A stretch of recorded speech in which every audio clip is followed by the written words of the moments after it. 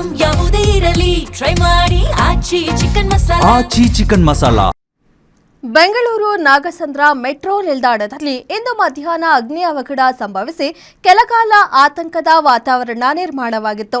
ತುರ್ತು ನಿರ್ಗಮನದ ದ್ವಾರದ ಬಳಿಯಿದ್ದ ಡಿಸ್ಪ್ಲೇ ಬೋರ್ಡ್ನಲ್ಲಿ ಶಾರ್ಟ್ ಸರ್ಕ್ಯೂಟ್ ಸಂಭವಿಸಿದ್ರಿಂದ ಬೆಂಕಿ ಕಾಣಿಸಿಕೊಂಡಿದ್ದು, ಅಗ್ನಿಶಾಮಕ ಸಿಬ್ಬಂದಿ ತಕ್ಷಣ ಸ್ಥಳಕ್ಕೆ ಆಗಮಿಸಿ ಬೆಂಕಿ ನಂದಿಸಿದ್ದಾರೆ. ನಾಗಸಂದ್ರ ಮೆಟ್ರೋ ನಿಲ್ದಾಣದಲ್ಲಿ ಅಗ್ನಿ ದುರಂತ.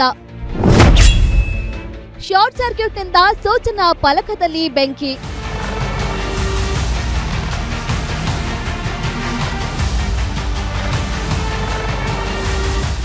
ಬೆಂಗಳೂರಿನ ನಮ್ಮ ಮೆಟ್ರೋದಲ್ಲಿ ಆಗಾಗ ಸಮಸ್ಯೆಗಳು ಉಂಟಾಗುತ್ತಲೇ ಇರುತ್ತೆ. ಪ್ರಯಾಣಿಕರು ಮೆಟ್ರೋ ಹಳಿಗೆ ಬೆದ್ದು ಆತ್ಮಹತ್ಯೆಗೆ ಯತ್ನಿಸಿರೋ ಘಟನೆಗಳು ನಡೆದಿವೆ.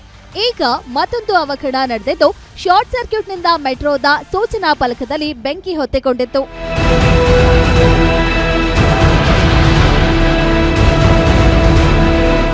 ನಾಗಸಂದ್ರ ಮೆಟ್ರೋ ನಿಲ್ದಾಣದ ಹಸಿರು ಮಾರ್ಗದಲ್ಲಿರುವ ನಾಗಸಂದ್ರ ಮೆಟ್ರೋ ನಿಲ್ದಾಣದ ತುರ್ತು ನಿರ್ಗಮನ ದ್ವಾರದ ಸಮೀಪ ಅಳವಡಿಸಲಾಗಿದ್ದ ಸೂಚನಾ ಫಲಕದಲ್ಲಿ ಶಾರ್ಟ್ ಸರ್ಕ್ಯೂಟ್ ಉಂಟಾಗಿ ಬೆಂಕಿ ಕಾಣಿಸಿಕೊಂಡಿತ್ತು.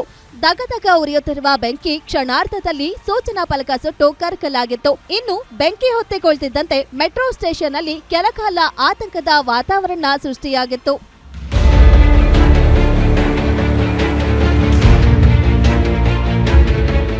ಇನ್ನು ಬೆಂಕಿ ಕಾಣಿಸಿಕೊಂಡ ತಕ್ಷಣ ನಿಲ್ದಾಣದ ಸಿಬ್ಬಂದಿ ಹಾಗೂ ಭದ್ರತಾ ಸಿಬ್ಬಂದಿ ಕಾರ್ಯಪ್ರವೃತ್ತರಾಗಿದ್ರು.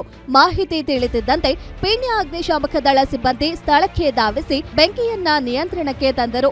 ಇದರಿಂದ ಕೆಲಕಾಲ ಪ್ರಯಾಣಿಕರಲ್ಲಿ ಆತಂಕ ಉಂಟಾದ್ರೂ ಯಾವುದೇ ಅನಾಹುತ ಸಂಭವಿಸಿಲ್ಲ. 1:15 ಟೈಮ್ ಆಗಿತ್ತು. ಅದೇನು ಗೊತ್ತಿಲ್ಲ, ಶಾರ್ಟ್ ಸರ್ಕ್ಯೂಟ್ ಆಗಿರ್ಬೋದು ಅದು ಕರೆಂಟಿಗೆ. ಅದಕ್ಕೋಸ್ಕರ ನೇಮ್ ಬೋರ್ಡಲ್ಲಿ ಬೆಂಕಿ ಹತ್ಕೊಂಡಿರ್ತಾರೆ ಅಷ್ಟೇ, ಬೇರೆ ಏನಿಲ್ಲ. ಆ ಡಿಸ್ಪ್ಲೇ ಬೋರ್ಡ್ ಮಾತ್ರ ಬೇರೆ ಏನಿಲ್ಲ, ಎಲ್ಲ ಚಿಕ್ಕದಾಗಿ ಬಂದಿತ್ತು ಅಷ್ಟೇ. ನಾನು ಇಲ್ಲೇ ಮೆಟ್ರೋದಲ್ಲಿ ಟಿಕೆಟ್ ಕೊಂಡ್ರೆ ಕೆಲಸ ಮಾಡೋದು. ಅದು ಸ್ವಲ್ಪ ಸ್ಟಾಪ್ ಆಗಿತ್ತು, ಆಮೇಲೆ ಮತ್ತೆ ಮಾಡಿ ಒಂದು 10 ಮಿನಿಟ್ಸ್ ಸ್ಟಾಪ್ ಮಾಡಿದೆ. ಶಾರ್ಟ್ ಸರ್ಕ್ಯೂಟ್ನಿಂದ ಇದ್ದಕ್ಕಿದ್ದಂತೆ ಬೆಂಕಿ ಕಾಣಿಸಿಕೊಂಡಿದ್ದು, ತಕ್ಷಣ ಅದನ್ನ ಆರಿಸುವ ಕೆಲಸ ಮಾಡಲಾಯಿತು. ಸುಮಾರು 10 ನಿಮಿಷಗಳ ಕಾಲ ಮೆಟ್ರೋ ಸಂಚಾರ ತಾತ್ಕಾಲಿಕವಾಗಿ ನಿಂತಿತ್ತು. ನಂತರ ಎಲ್ಲವೂ ಸಹಜ ಸ್ಥಿತಿಗೆ ಬಂದು ಮೆಟ್ರೋ ಸೇವೆ ಪುನಾರಂಭವಾಯಿತು.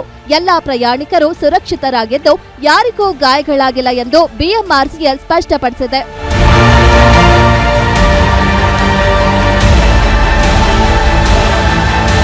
ಒಟ್ಟಾರೆ ನಾಗಸಂದ್ರ ಮೆಟ್ರೋ ನಿಲ್ದಾಣದಲ್ಲಿ ಸಂಭವಿಸಿದ ಅಗ್ನಿ ಅವಘಡ ಕೆಲಕಾಲ ಆತಂಕ ಸೃಷ್ಟಿಸಿದ್ದು, ಸಿಬ್ಬಂದಿ ಹಾಗೂ ಅಗ್ನಿಶಾಮಕ ದಳದ ಸಮಯ ಪ್ರಜ್ಞೆಯಿಂದ ದೊಡ್ಡ ಅನಾಹುತ ತಪ್ಪಿದೆ.